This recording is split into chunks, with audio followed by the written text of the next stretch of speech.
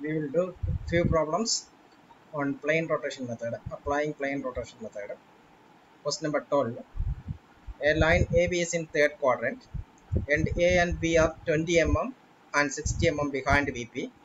Distance between end projectors is 75 mm.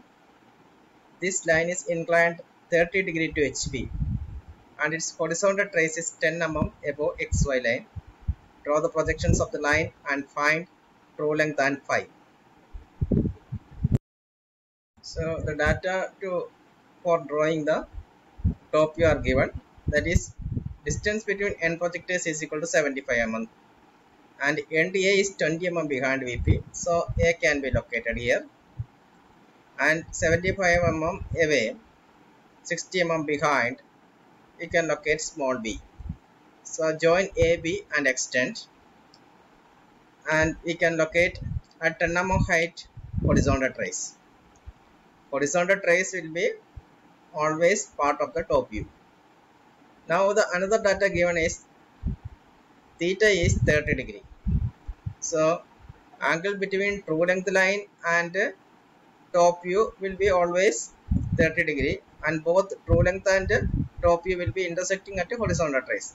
Now we have horizontal trace and top view. So from this top view line at an angle 30 degree,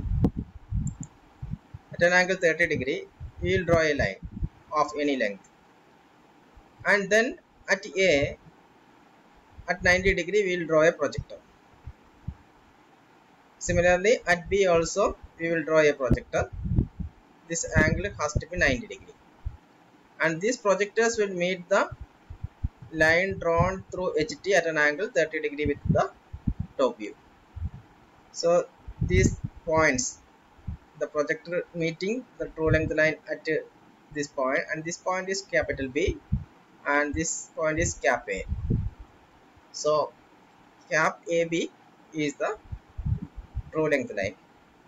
Now this length, distance between small a and capital A, that distance can be taken from XY line to bottom, so that this point will be A dash.